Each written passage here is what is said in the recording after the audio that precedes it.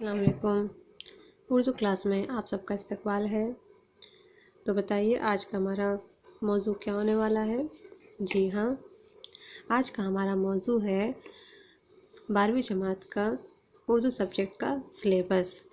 तो आज हम उर्दू सिलेबस समझेंगे। आपके सब्जेक्ट का जो नाम है वो है उर्दू कोर। उर्दू कोर इसका नाम है और इसका कोड है 303। आपका जो फाइनल पेपर होगा उसका जो नंबर होगा वो होगा 80 नंबर का और टाइम आपको 3 घंटे का मिलेगा पेपर सॉल्व करने के लिए।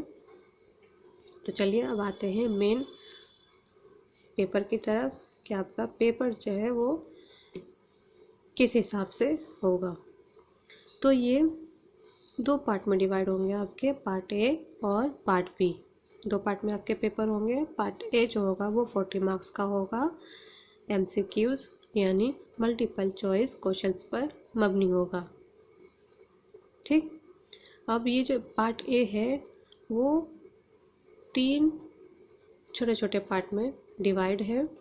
पहला जो पार्ट है इसका हिस्सा अलिफ का पहला पार्ट जो है वो है इबारत फहमी और शेर फहमी, यानी इसमें जो है आपको 4 गैर दरसी इक्तिबास यानी 4 अनसीन पैसेज दिए होंगे, 2 नसरी और 2 शेरी, 2 प्रोज के और 2 पोइट्री के दिए होंगे। उनमें से आपको एक नसरी और एक शेर इक्तिबास करना होगा। दोनों इक्तिबासात के 5-5 नंबर होंगे। ठीक, तो कुल मिला के 10 नंबर के होंगे ये।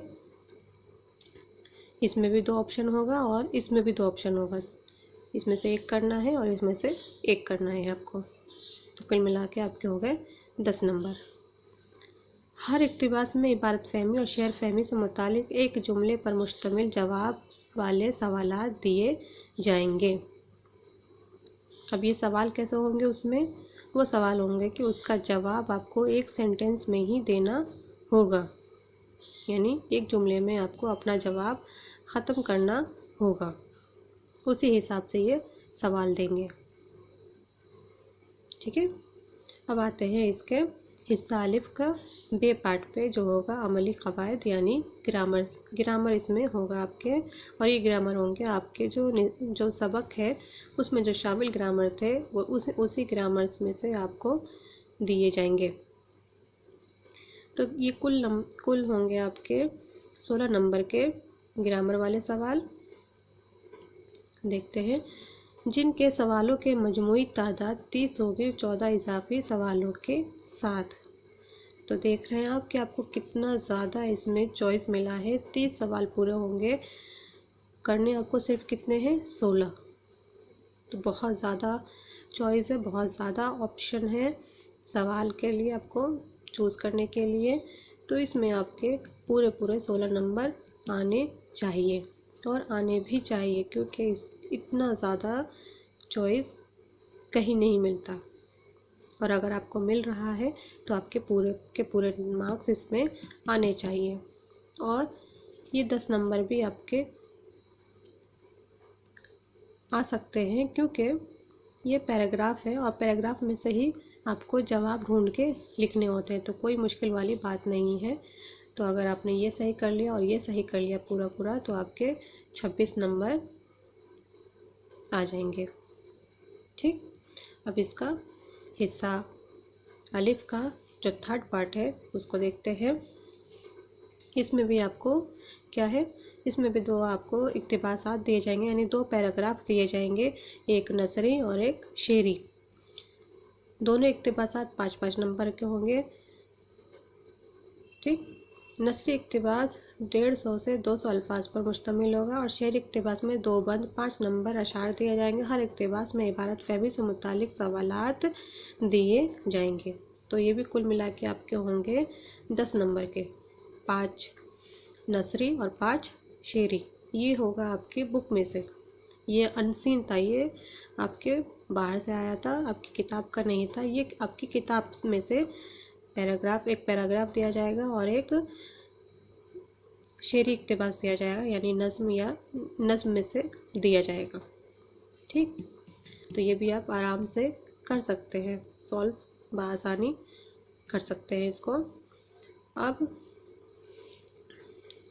देखिए, अब आपके बुक में से और क्या मिलेगा आपको। दरसी किताब से कसीर इंतखाबी सवालात दिए जाएंगे। ये सवालात एक एक नंबर के होंगे 8 इजाफी सवालों के साथ, जिनमें से 4 सवालों के जवाब देने होंगे। ठीक, ये आपके किताब में से होंगे सवाल, 8 सवाल होंगे जिनमें से आपको 4 करने होंगे। हर सवाल का 1 नंबर होगा। क्लियर? तो लीजिए, यहाँ पे आपके पूरे 40 नंबर का पहला पार्ट हो गया। अब आते हैं इसके दूसरे पार्ट पे। जो दूसरा पार्ट जो होगा वो होगा हिसाब तहरीरी महारत। ये मल्टीपल चॉइस वाला नहीं होगा, इसमें आपको लिखने के लिए दिया जाएगा। ठीक है, पढ़ते हैं इसको। दरसी किताब से मुताल्लिक सवालात पूछे जाएंगे। यानी आपकी किताब से, आपकी बुक से सवाल होंगे। इसमें ये सवालात 2 नंबर और 3 नंबर के होंगे। ठीक,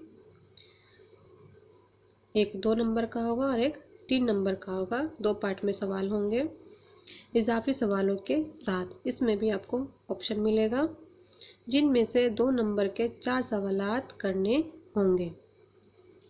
2 नंबर वाले कितने करने होंगे आपको? 4 करने होंगे, और इनकी मजमूई तादाद 8 होगी। ठीक, जो 2 नंबर वाले जो सवाल है वो आपको कुल 8 सवाल दिए जाएंगे, जिनमें से आपको 4 हल करना है, और 3 नंबर के 2 सवालात करने होंगे, जिनकी मजमूई तादाद 6 सवालात पर मुश्तमिल होंगे। और 3 नंबर वाले आपको 2 सवाल सॉल्व करने होंगे, दिए जाएंगे आपको 6 सवाल। 6 सवाल में से आपको 2 सवाल हल करना है, जिसके मार्क्स होगा हर एक सवाल का 3 नंबर।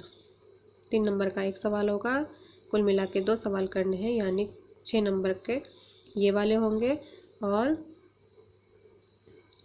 ये होंगे आपके 8 नंबर के। तो 8 से कितना हो गया आपके 14 नंबर के ये सवाल आएंगे। ठीक है, इसके बाद देखते हैं। अभी असनाफ वाला हिस्सा है, इसमें आपको नोट लिखवाया जाएगा।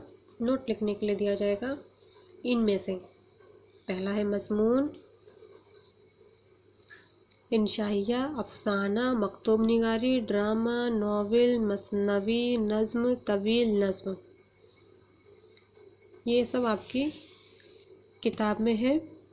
ठीक है, इन सब की जो डेफिनेशन है वो आपकी किताब में शामिल है। उसको पढ़िएगा आप लोग, उसको पढ़िएगा, अच्छे से पढ़िएगा आप लोग, क्योंकि उसमें से भी सवाल आ रहे हैं। कैसे आएगा ये सवाल? ये देखिए, दर्ज बाला असनाफ देकर 4 इजाफी देकर किसी एक पर नोट लिखवाया जाएगा। ठीक है, 4 इनमें से कोई 4 दे दिया जाएगा आपको, उसमें से आपको एक सवाल पर एक पर नोट लिखना होगा। जैसे मान लीजिए इंशाइया, अफसाना, मकतूब निगारी, ड्रामा, आपको 4 ऑप्शन में दे दिया, इनमें से कोई एक ऑप्शन चूज़ करके उस पर आपको एक नोट लिखना है। जैसे आपने चूज़ किया अफसाना, तो अफसाने के ऊपर आप एक नोट लिखेंगी। तो इसके लिए आपको क्या करना है कि आपकी किताब में जो इन सब की डेफिनेशन दी गई है, उन सब को आपको याद करना होगा। ठीक है, तो 9 है, आप उसमें से 8 को याद कर लीजिए। ठीक, इसमें से मैं बता देती हूँ आपके लिए क्या इम्पोर्टेंट होगा। इसमें से आप अफसाना याद कीजिए, अफसाना, मकतूब निगारी, नज़्म, नावल, ड्रामा। ठीक, और आपका पहला एक मज़मून। ये सब आपके मतलब चांस है, इसमें से सवाल पूछा जा सकता है। ठीक, तो ये हो गया आपका।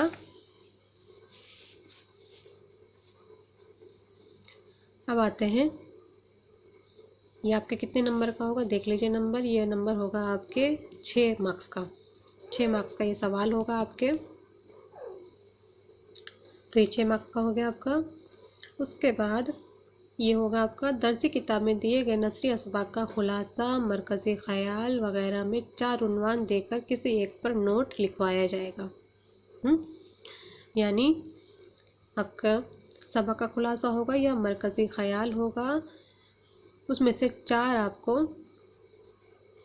ऑप्शन मिलेगा जिसमें से आपको किसी एक पर लिखना है। ठीक है, किसी एक पर आपको लिखना होगा, या तो खुलासा या मरकज़ी ख़याल। 4 ऑप्शन में होंगे, आपको 4 में से कोई एक करना है।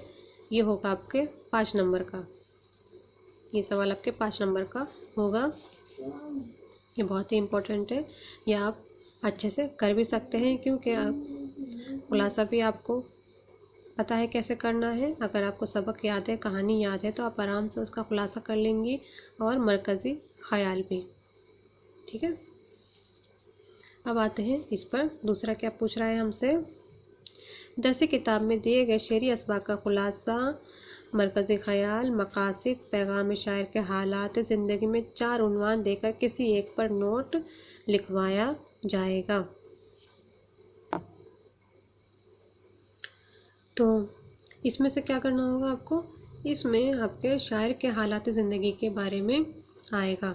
ठीक है, शायर के हालात ज़िंदगी के ऊपर नोट आएगा लिखने के लिए। आपके 4 आपको ऑप्शन मिलेगा जिसमें से एक आपको करना है। अब वो 4 शायर है तो उसमें से 3 आप शायर को अच्छे से पढ़ लीजिए, जिनमें मीर जगत मोहन लाल रवा और एक और बृजनारायण चकबस्त। इनके हालात ज़िंदगी आप अच्छे से पढ़ लीजिए, और इस पर आपको एक नोट लिखवाया जाएगा जो होगा आपके 5 नंबर का। ये हो गया क्लियर। अब होगा आपका दरख्वास्त निगारी, यानी दरख्वास्त लिखने के लिए आएगा, या फिर ख़त। दरख्वास्त या फिर ख़त, ये भी आपके होंगे 5 नंबर के। उसके बाद 5 नंबर का होगा आपका 250 से 300 अल्फाज पर एक मज़मून लिखना होगा, और ये मज़मून किससे रिलेटेड होंगे, ये रहे आपके उन्वानात। पहला है नोटबंदी के फ़ायदे और नुकसानात, यौम आज़ादी, स्कूल में मेरा पहला दिन, मौसम सरमा, मेरा पसंदीदा उस्ताद। मेरा पसंदीदा उस्ताद, ईद उल फित्र, यादगार सफ़र। तो ये 7 है आपके टॉपिक, इनमें से किसी एक पर भी मजमून लिखने के लिए आ जाएगा। ठीक है, आमतौर पर त्यौहार पे आ जाता है, मौसम सरमा पे आ जाता है, ये भी आ सकता है आपके नोटबंदी पे भी आ सकता है। ठीक है, यौम आज़ादी, स्कूल में मेरा पहला दिन, ये सब इम्पोर्टेंट है आपके लिए। तो लीजिए, यहाँ पे आपके 40 नंबर यहाँ भी आपके पूरे हो गए। ठीक, मजमून आपका सबसे लास्ट वाला सवाल होगा, ये और आपको लास्ट में ही करना भी बेहतर होता है, क्योंकि इसमें आपको सोच सोच के लिखना है, तो ये आप लास्ट में ही कीजिएगा ये सवाल। तो आपके हो गए पूरे 80 नंबर। पार्ट ए और पार्ट बी को मिला के पूरे होते हैं आपके 80 मार्क्स आपके कंप्लीट हो जाते हैं। अब ये देखिए, इसमें और एक ज़रूरी बात दी गई है कि मंदरजा झेल असबाक से सवालात नहीं पूछे जाएंगे। कुछ असबाक आपके निसाब से ख़त्म कर दिए गए हैं, हटा दिए गए हैं। तो वो है सबक नंबर 4, बेमिसाल गुलकारा लता मंगेशकर, कुमार गंधरू का। सबक नंबर 6, चचा छक्कर ने ख़त लिखा, मज़ाहिया मज़मून सैयद इम्तियाज़ अली ताज का। सबक नंबर 13, पहली रुबाई, जगत मोहन लाल रवा की। इनकी 3 रुबाई हैं, जिनमें से पहली रुबाई आपकी नहीं आएगी, बाकी 2 रुबाई आएंगी। ये आपको क्लियर होना चाहिए, कुछ बच्चे इसमें कंफ्यूज हैं। ठीक, तो आप इसमें से सिर्फ पहली रुबाई नहीं आएगी, बाकी की रुबाइयाँ आएंगी। सबक नंबर 15, पहले के 2 बंद परछाइयाँ, तवील नज़्म साहिर लुधियानवी। यानी पहले के जो 2 बंद होंगे वो नहीं आएंगे, बाकी के जो बंद है वो सब आने वाले हैं, आपके निसाब में शामिल है। ठीक है, तो ये हो गया आपका निसाब यहाँ पर complete. Best of luck for your paper और अपना ख्याल रखिएगा। ये क्लास यहीं पर ख़त्म करते हैं। अगर कुछ आपको इससे मुतालिक कुछ भी आपको सवाल करना है, कुछ जानना है, तो आप बिला झिझक मुझे कमेंट बॉक्स में अपने सवाल लिख सकती हैं। इंशाअल्लाह मैं उसके जवाब देने की कोशिश करूँगी। अल्लाह हाफिज़, अपना ख्याल रखिए, पढ़ते रहिए और खुश रहिए।